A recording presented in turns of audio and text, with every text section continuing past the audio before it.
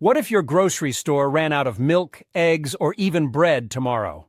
It sounds unthinkable, but as we head into April 2025, American shoppers are finding empty shelves where staple foods used to be.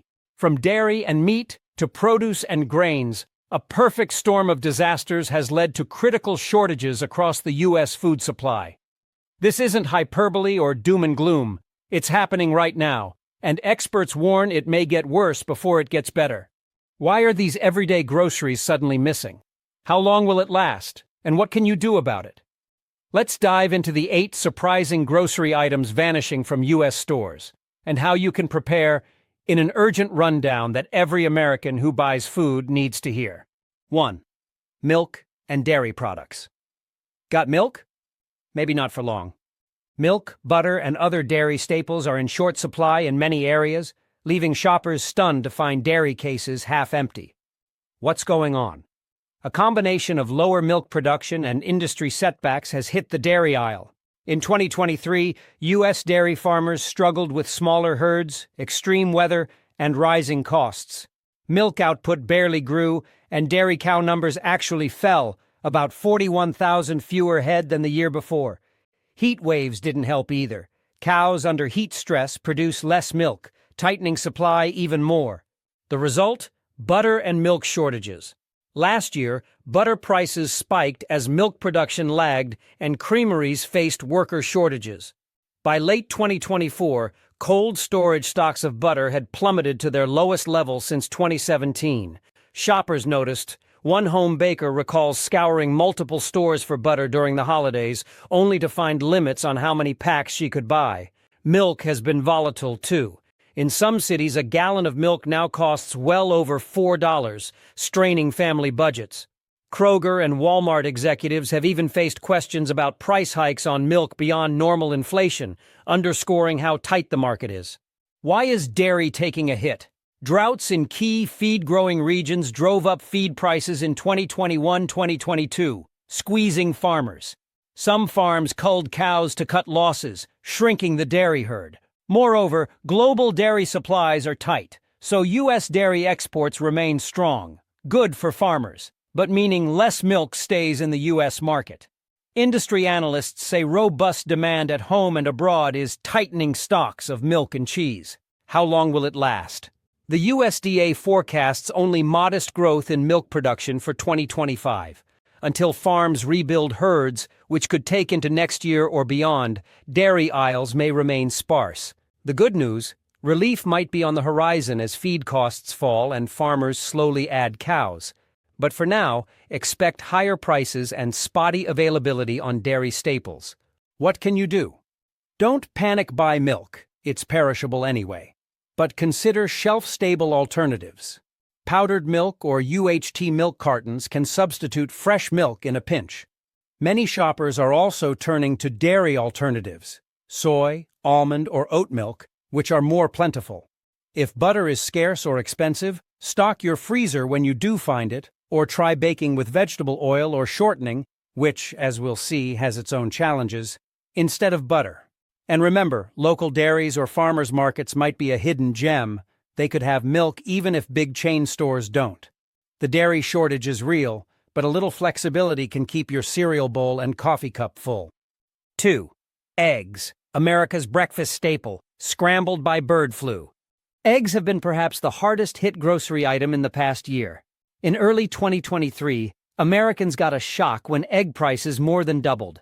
And by 2025, the chaos still isn't over. Why are eggs so scarce and expensive? In one word, avian influenza. A deadly bird flu outbreak that began in 2022 has ravaged U.S. poultry farms unlike any in history. When the virus is detected in a flock, say at a large egg farm, every bird in that flock is culled to stop the spread. Nationwide, the numbers are staggering.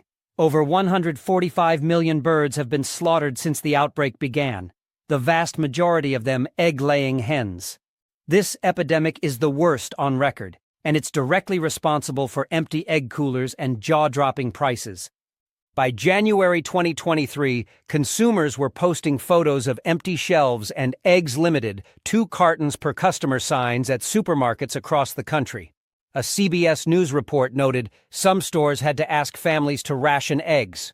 On social media, one shopper used to paying $2 for a dozen expressed shock at seeing prices above $5. And it wasn't just prices. Many customers simply couldn't find eggs at all for stretches of time. "I went to 4 stores before finding a single carton of eggs," one frustrated Reddit user shared, echoing a common sentiment as the shortage peaked.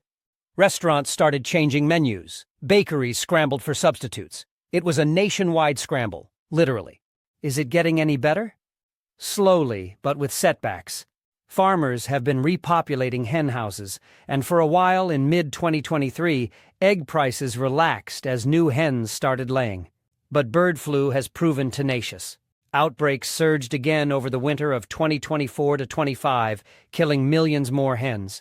By February 2025, the USDA confirmed dozens of new outbreaks in at least 9 states, with 26.8 million more birds lost just in the first 2 months of 2025. Each outbreak sends a shockwave through egg supply. The USDA now predicts retail egg prices will soar another 41% in 2025 on top of last year's increases due to continued losses.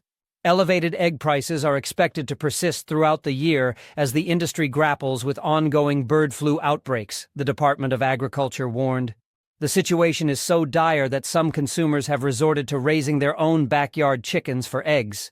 Feed stores report a boom in chick sales as families try to secure a personal egg supply. How long will the egg shortage last? Potentially through the end of 2025 or until an effective bird flu vaccine can be deployed in poultry. Analysts at Wells Fargo note that prices should ease once the national egg flock grows back to pre-flu levels, but that's easier said than done. Each new flu flare-up sets back recovery by killing off replacement hens. We may be in for many more months of volatility, ups and downs in supply as farmers rebuild flocks only to face new outbreaks when migratory wild birds, the carriers of the virus, pass through. In short, don't count your chickens or your eggs just yet. Consumer tips. If eggs are a must-have, shop smart and early. Many stores restock overnight. Showing up first thing in the morning can improve your odds of snagging a carton before they're gone. Consider egg alternatives in cooking and baking. Products like liquid egg substitutes or recipes using flaxseed eggs, a mix of ground flax and water, can replace eggs in many baked goods. For breakfast, try protein-rich foods like yogurt, peanut butter, or oatmeal on days eggs are unaffordable or unavailable. And if you do find eggs, you can freeze them, crack and beat them, then freeze in a container to extend your supply. It's not exactly the carefree egg frying of years past, but these strategies can help you weather the egg drought until the chickens come home to roost, literally. 3. Beef. Where's the beef? Ranchers, sound the alarm. If you've noticed your grocery store's meat section looking slimmer and prices looking fatter, you're not imagining things. Beef is in short supply, and America's beloved steaks, burgers, and roasts are harder to find and pricier than ever. The primary culprit here is not disease, but Mother Nature, with a side of economics. A multi-year drought across the Great Plains and West forced ranchers to make painful decisions in 2021-2023. With scorched pastures and sky-high feed costs, many could not sustain their herds. They sold off cattle en masse to avoid starving them. The immediate effect was a temporary glut of beef in 2022 as those cattle went to slaughter early. But the long-term effect is what we're feeling now. The U.S. cattle herd is at its smallest size in over 70 years. According to USDA data, by January 2024, the nation's cattle inventory had plunged to its lowest since 1951. Simply put, there are millions fewer cattle out grazing and growing, which means far less beef making its way to market. With fewer cattle, beef production is down, and prices have surged to record highs. The American Farm Bureau noted that throughout 2024, shrinking cattle supplies and strong demand kept prices strong for beef. How strong? The Bureau of Labor Statistics reports that the average cost of uncooked beefsteaks jumped by over $3.20 per pound from 2020 to late 2024, a huge increase. In store aisles, shoppers who used to grab family packs of ground beef without a second thought are now doing double takes at $6, 7 per pound prices. One Texas mom vented on Facebook that she nearly fainted, seeing a brisket priced over $100 that used to be under $50 before. Restaurants are feeling it too. Your local burger joint or steakhouse has likely raised menu prices or shrunk portion sizes. Beef shortages aren't always about empty shelves, though some stores have run out of certain cuts on occasion. More often, it's that the cuts you want are available only at a premium price, or lower-grade substitutions show up, for example, select-grade steak instead of choice. We're in a classic supply and demand squeeze, explains an analyst from the Livestock Marketing Association. Years of drought and herd liquidation mean fewer calves were born to replace the cattle we butchered. Even as weather improves, ranchers can't just magically increase herds overnight. It takes a cow roughly 2 years to birth and raise a calf to market weight. And many ranchers, still cautious after losing money in the drought, are not rushing to breed more cows yet. In fact, a lot of female cattle, which could have been kept for breeding, ended up sent to slaughter due to high prices, further delaying herd rebuilding.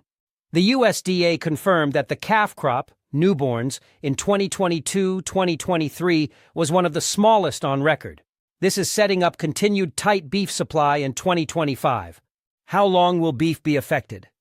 Unfortunately, beef supply is likely to remain tight through 2025 and into 2026. Ranchers need a couple of good rainy seasons and financial incentive to expand herds again. There is some hope. Feed costs have started dropping in 2024, which helps margins, and beef prices being so high could encourage more breeding. Markets tend to self-correct high prices, eventually motivate more production. But that correction is slow in cattle country. The consensus among agricultural economists is that relief might start by late 2025 if herd expansion starts now, but we won't see pre-drought levels of beef until probably 2026 or beyond. In the meantime, expect to keep paying near-record prices for steaks and ground beef, especially during summer BBQ season when demand peaks. We might also see more frequent spot shortages of popular cuts, like brisket around barbecue competitions or wings for football season, because there's simply less meat to go around. What can consumers do? First, budget wisely. When you do see sales on beef, consider buying extra and freezing it. Inventory is tight, but occasionally stores run promotions to draw customers. Switching up your protein routine can also ease the pain. Pork and chicken, though chicken has its own challenges next, can be cheaper alternatives for now. Consider plant-based protein once or twice a week. Many families are doing meatless Mondays or using beans and lentils to stretch recipes. If you love grilling, cheaper cuts like skirt steak or sirloin tip can stand in for pricey ribeye, especially if marinated. Also, don't overlook local sources. Some small farmers sell beef directly via farm shares or farmers markets, often at competitive prices, and they may have supply even when supermarkets run low. Finally, communicate with your butcher. They can suggest underutilized cuts that are more available. Americans treasure their beef, but until the pastures recover and herds regrow, we'll have to adapt our buying habits and recipes to this new reality. 4. Poultry, chicken and turkey, not just a wing and a prayer.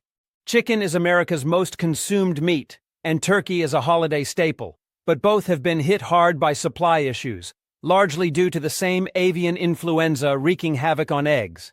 It's a 1-2 punch. Even as consumers turned to chicken as a cheaper alternative to scarce beef, poultry supplies tightened because of disease losses and high costs.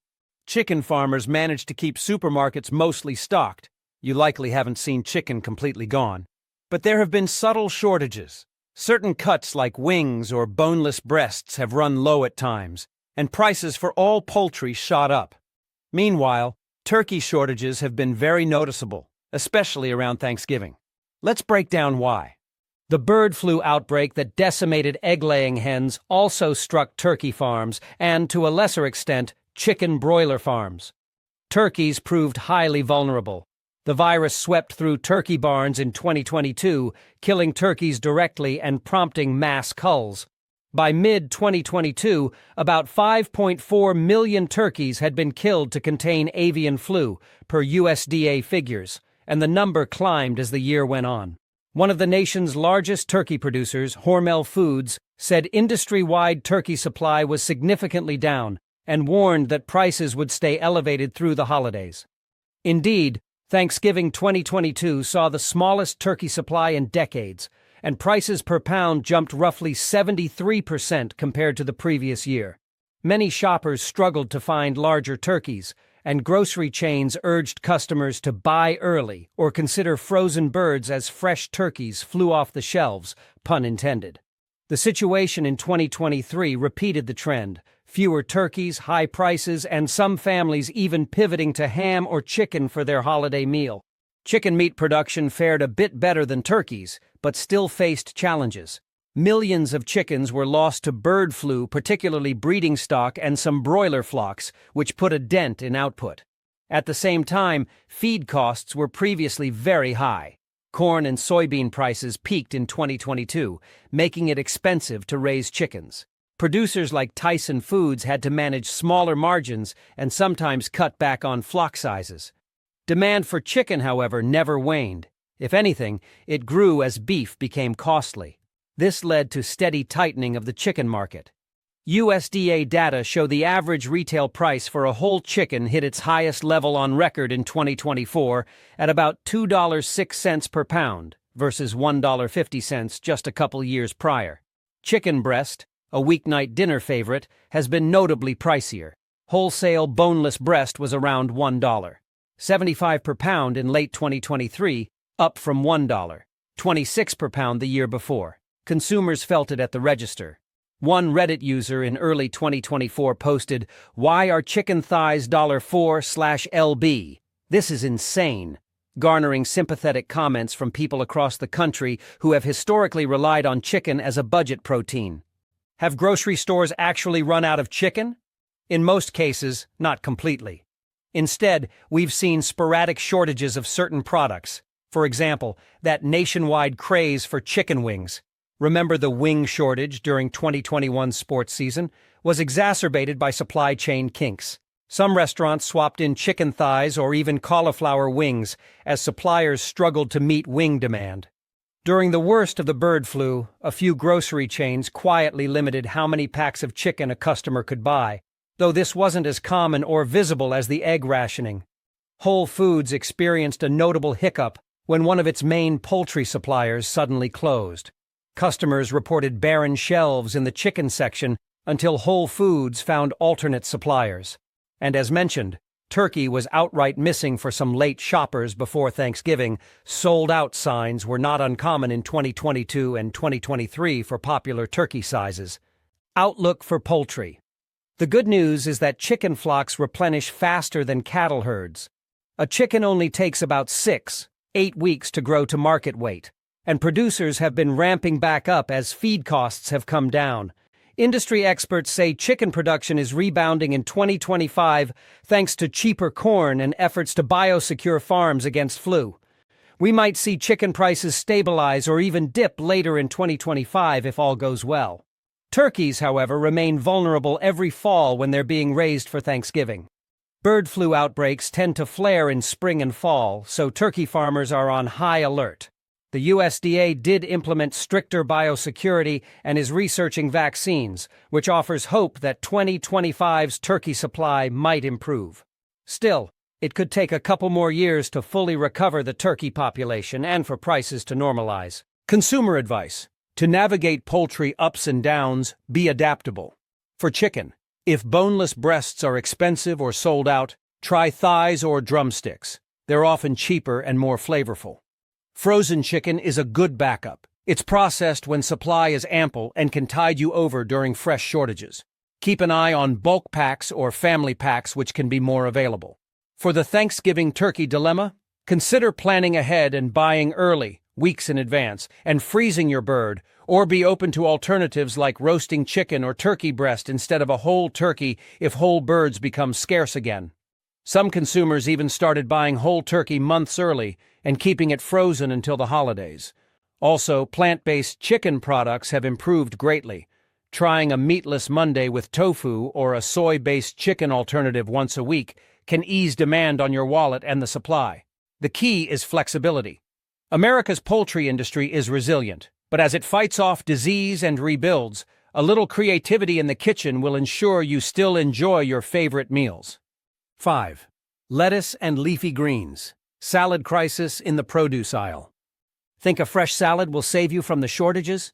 Think again. Lettuce, spinach, and other leafy greens have been disappearing from grocery stores, and when available, they've become shockingly expensive. In fact, at one point, a shopper quipped on Twitter, "I just paid $7.50 for a head of lettuce. Is this the new normal?" Sadly, for a while it was. America experienced a salad shortage in late 2022 and into 2023, and the after effects are still being felt in 2025. The causes are a mix of devastating plant disease and extreme weather hitting the exact regions that grow most of our greens. Much of the nation's lettuce comes from California's Salinas Valley in summer, fall, and Arizona's Yuma region in winter. In 2022, the Salinas Valley was struck by a perfect storm, a crop disease called INSV, impatiens necrotic spot virus, and unusually warm weather. INSV is a nasty virus spread by tiny insects, thrips, that attacks lettuce plants, causing them to wilt and die. It's been around for years, but 2022 saw an explosion of this disease. "The impact of this is huge," said Tony Alameda, a farm manager in Salinas, noting that past outbreaks already cost producers $100 million in lost crops, and 2022 was far worse. The hot weather helped the thrips multiply and stressed the lettuce, making them more susceptible. Pesticides couldn't fully control it, and organic farms had almost no defense. The result? Field after field of lettuce was plowed under because the plants were unsalvageable. By fall 2022, lettuce supply had collapsed. Restaurant chains from Chick-fil-A to Subway started warning customers of limited lettuce. Some even temporarily stopped putting lettuce on sandwiches. Grocery stores saw scant offerings, mostly poor-quality heads at high prices. Data showed that by October 2022, the average price of romaine lettuce in U.S. cities hit $3.14 per pound, up 55% from before the pandemic. Consumers were either paying up or skipping salads entirely. To make matters worse, around the same time, drought in the Southwest reduced water for the Yuma, Arizona farms that supply lettuce in winter. So the backup supply was under pressure too. For consumers, this all translated into a prolonged lettuce shortage from late 2022 through early 2023. People shared photos of grocery produce sections with empty bins where lettuce normally sat, or wilted brown heads nobody wanted. Even fast food chains noted, "Due to limited lettuce supply, we may substitute cabbage blends in your orders." It was a bit of a national joke.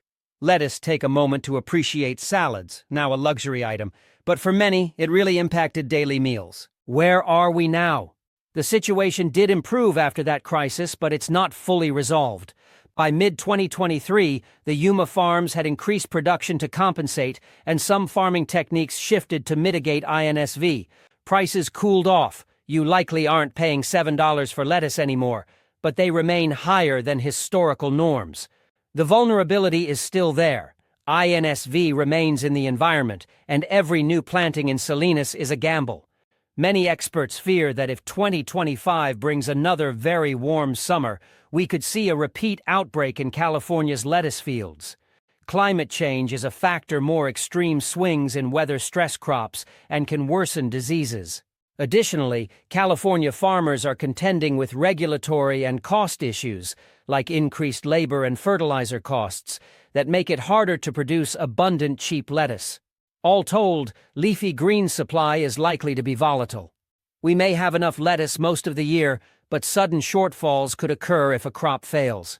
In fact, Whole Foods said in early 2023 that a weather-related issue temporarily impacted its supply of lettuce from California, causing empty shelves in some stores until sourcing recovered. How long will lettuce be on shaky ground? Possibly for the next few years, until farmers, scientists, and Mother Nature can get in sync. The industry is responding with new approaches: breeding lettuce varieties that resist INSV, using high-tech greenhouses and hydroponics to grow lettuce indoors, unaffected by weather or thrips. Some startups are now producing pesticide-free lettuce in indoor farms year-round, a trend that could alleviate shortages if scaled up. So there's hope that in a couple of years your salad will be safe. But in the near term, expect seasonal fluctuations. For example, if you see lettuce prices creeping up next fall, it might hint that another tough harvest out west is reducing supply. Tips for greens lovers. Flexibility is key. Substitute other greens when lettuce is pricey or absent. Cabbage, kale, and Swiss chard can stand in for lettuce in many recipes. Think coleslaw or sautéed greens, or shredded cabbage on tacos instead of lettuce. During the worst shortage, some consumers actually started growing lettuce at home, even if just in a pot on the balcony. Lettuce grows quickly and can be done in small spaces. It might sound extreme, but even a little homegrown spinach can get you through a salad craving when stores don't have any. Also, consider buying frozen spinach or kale for your green needs. They work for cooked dishes and smoothies and were not affected by the fresh shortage. Lastly, keep an eye on news from California agriculture. If you hear reports of a virus outbreak or heat wave in the Salinas Valley, that's your cue to grab a head or two of lettuce before prices jump.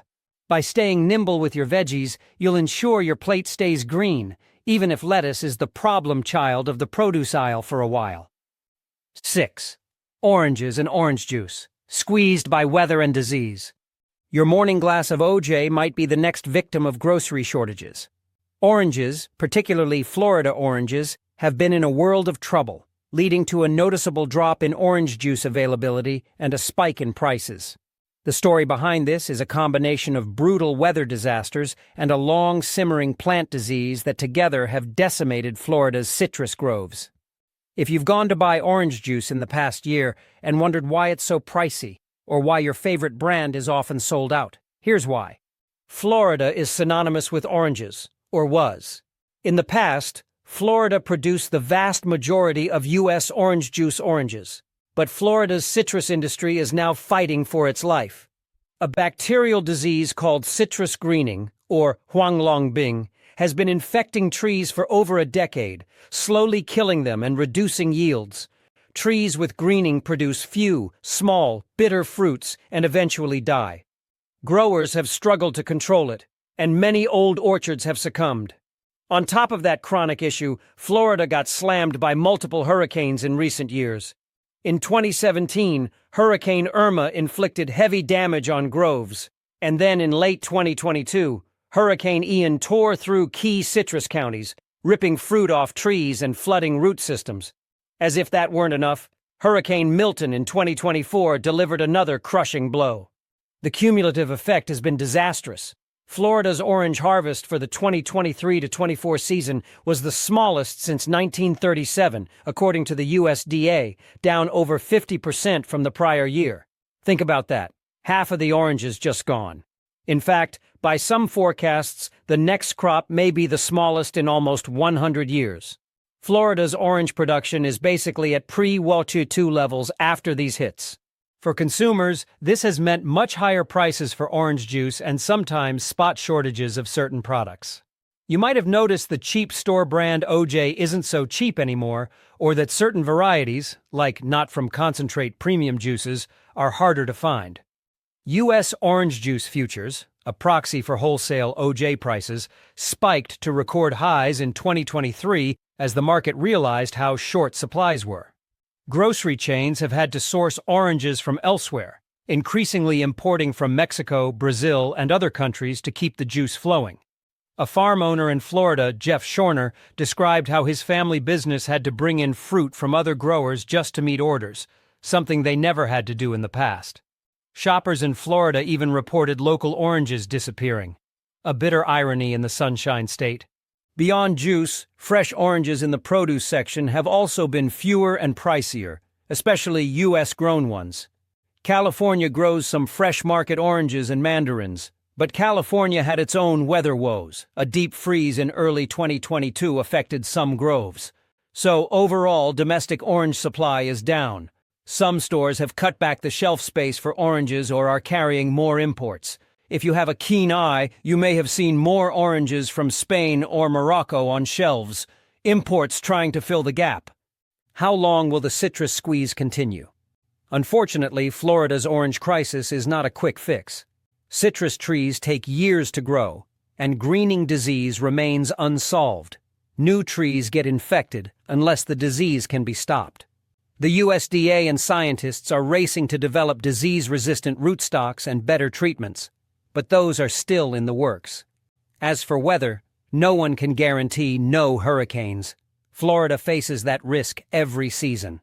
The optimistic view, the next couple of seasons might stabilize if we avoid major storms and if new disease management techniques show progress. However, forecasts for the upcoming harvest remain bleak, potentially another drop from the already historic low. Some experts say it could be 5+ years before Florida's orange production recovers significantly, and that's assuming major breakthroughs against greening. In the meantime, the U.S. will rely more on imported oranges and juice, so we may not run out of orange juice entirely. Imports will prevent that, but expect to pay more and see less variety. Those seasonal promotions of Florida oranges, they might be rare. What can consumers do? If orange juice is part of your daily routine, you've likely felt the price hike. You might consider switching to buying frozen orange juice concentrate. It's often cheaper per gallon of juice and more available since it can be stockpiled. Also, try other juices that are plentiful. Apple juice, for instance, hasn't had the same issues and is usually cheaper. Citrus fruits like grapefruit and tangerines have also been hit. But to a lesser extent than oranges, if you're craving vitamin C, you might find better luck with those or with imported mandarins, often sold under brands like Cuties or Halos. Another tip: look for in-season deals on oranges from other regions. California navels are in winter, Texas grapefruits in winter, imports in summer. Buying oranges when and where they're in season can get you better prices and quality. Lastly, use your oranges wisely. Don't let that precious orange at the back of your fridge go moldy. That's expensive waste now. And consider stretching your OJ with water or mixing it into smoothies, so a smaller bottle lasts longer. We'll get through this citrus setback, but for now, every drop of OJ is a little more precious. 7. Bread and flour. Bread is as basic as it gets. The staff of life.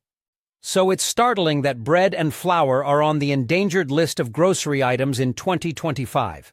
While you might not walk into a store and find zero bread on the shelf, at least not yet, the bread aisle is under pressure from global events and poor harvests, and some experts are warning of a potential bread shortage. At minimum, we're seeing higher prices and shrinking selections for wheat-based products, from bread to pasta to flour itself. Here's why. The world's grain supply has been rattled by war and weather, and the United States isn't immune to the fallout. It started with the war in Ukraine in 2022. Ukraine and Russia together export a huge chunk of the world's wheat and other grains. When war broke out, those exports plunged, leading to a spike in global grain prices. The U.S. doesn't import much wheat from that region, but grain is a global market. If overall supply is down, prices everywhere go up. U.S. farmers did benefit from higher prices initially, but then extreme weather hit our wheat fields. In 2022, a severe drought in the American plains, Kansas, Oklahoma, Texas, big winter wheat country, decimated the wheat crop. By mid-2023, reports showed some of the worst harvests in decades in certain states. One Kansas farmer lamented that his yield was less than half of normal due to drought and heat. So the U.S., usually a wheat breadbasket, had less to go around as well. Fast forward to 2024. The war in Ukraine dragged on, and although some grain shipments resumed via a fragile deal, it was nowhere near normal levels. Countries around the world started hoarding grain supplies to ensure their own food security. Major exporters like India even banned exports of wheat. India did this with rice too. More on rice soon. All of this led to tight flour supplies and high costs. Riviera Produce, a food distributor, noted that the war significantly impacted the global supply of flour and that climate change, droughts, heat waves, further reduced wheat crop yields, leading to a flour shortage in many places. In the U.S., flour prices in stores jumped nearly 20% in 2022 and stayed elevated. By 2024, the situation hadn't eased much. Flour was expensive, and in some regions, certain brands or types of flour, like specialty bread flour or whole wheat flour, were intermittently out of stock due to supply hiccups. And what follows a flour shortage? A bread shortage. Less flour, higher flour prices, and strained bakeries mean less bread on the shelves. In late 2022, some consumers noticed their supermarket bread aisle wasn't as fully stocked. Perhaps fewer loaves or shorter shelf life as stores had to source from farther away. Industry watchers predicted a bread shortage in 2024, and indeed, small signs emerged. A lower supply of bread was observed in some markets in 2022, and experts warned things will only get more dire in 2024 if demand stays high and supply stays low.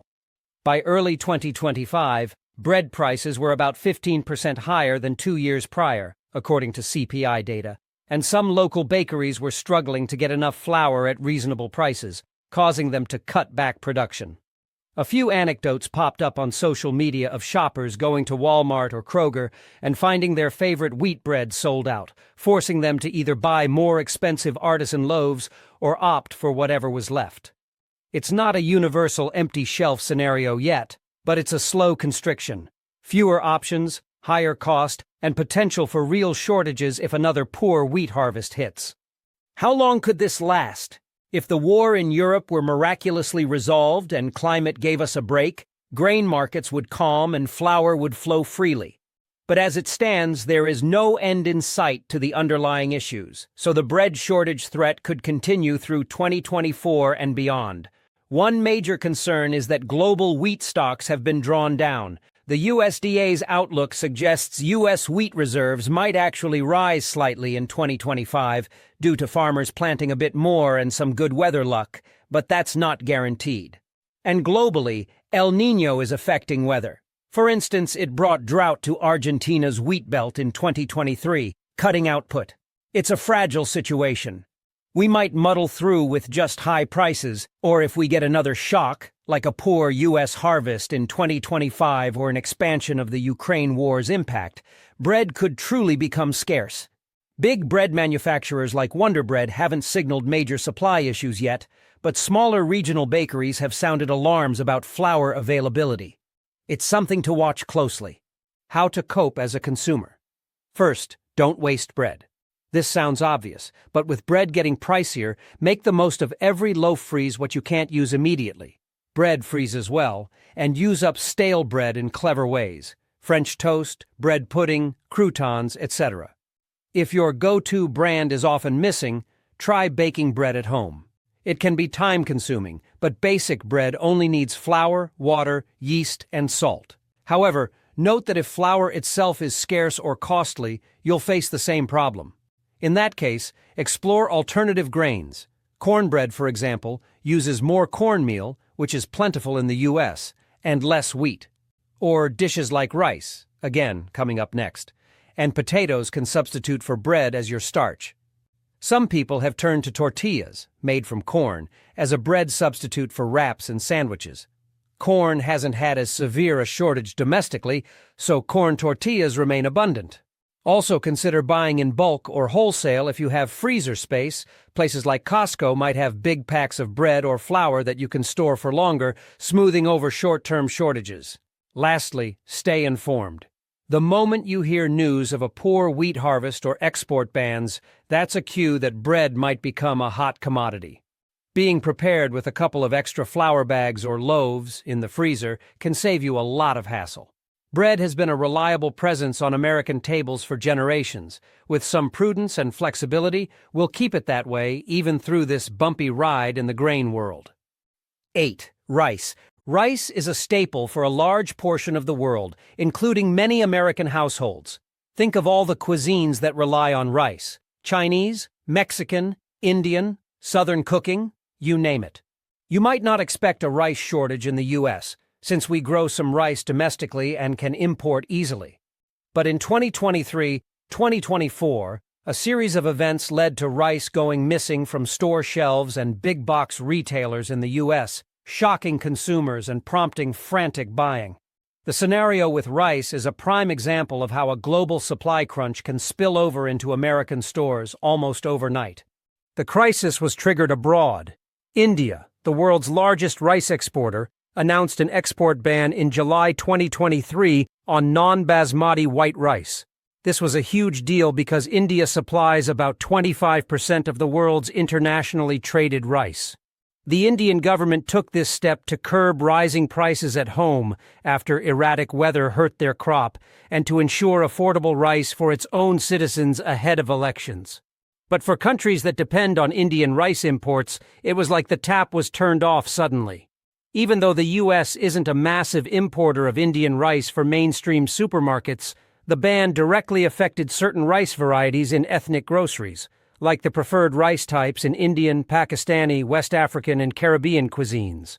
Moreover, it set off panic buying among diaspora communities in the U.S. who feared they wouldn't be able to get their preferred rice, and panic buying, as we know, can empty shelves anywhere.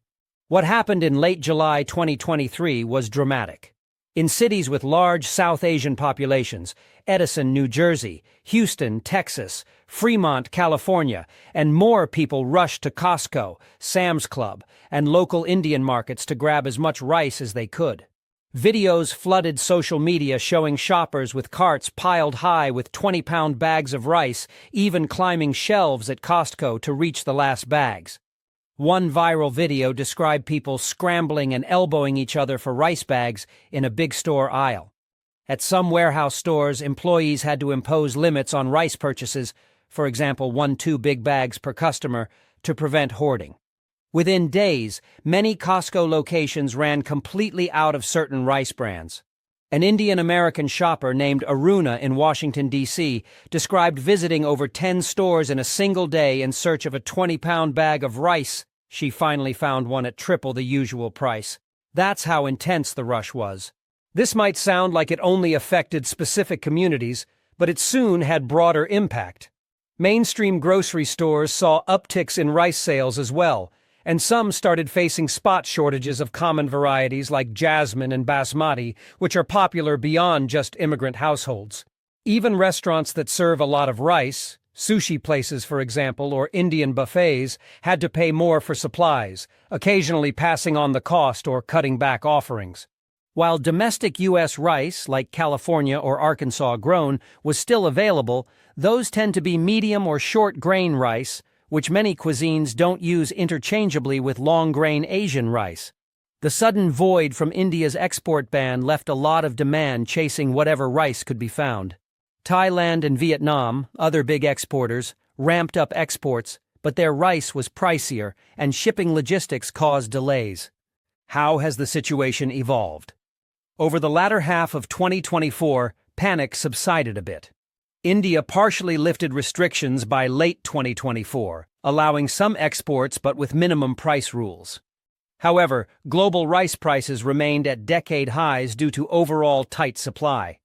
To this day, many Indian grocery stores in the U.S. still limit customers to 1-2 bags of rice each, because they're not getting the steady shipments they used to. Big retailers like Costco have largely restocked, but they're sourcing from different countries and dealing with higher costs. If you check now, you might find the price of that 20 pounds bag is considerably more than it was pre-2023. And it's not just an India issue. Extreme weather from El Niño has threatened rice crops in other countries like Thailand, drought, and China, floods. So the global rice market is on a knife's edge. Experts in early 2025 warned that if another major producer curtails exports or has a bad harvest, we could see another round of shortages. Rice supply will likely normalize once India fully resumes exports and a couple of good harvests replenish world stockpiles.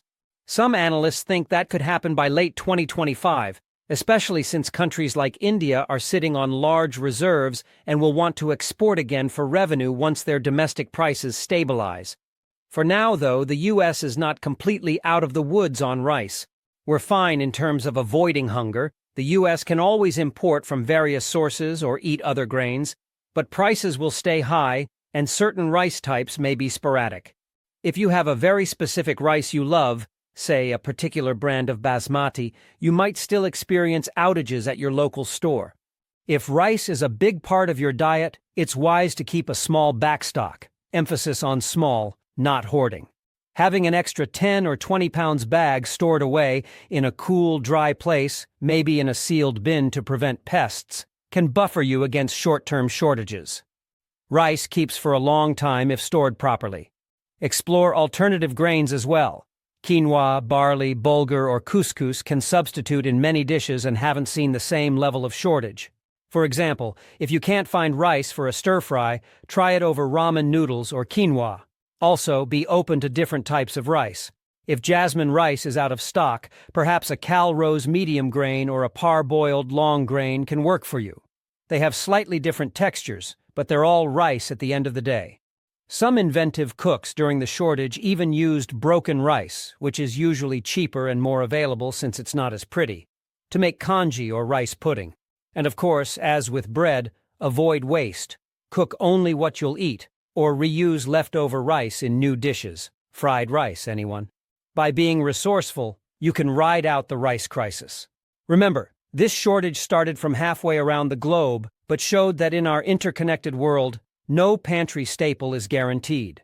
The key is to stay calm, not waste, and adjust your buying when you hear of trouble on the horizon.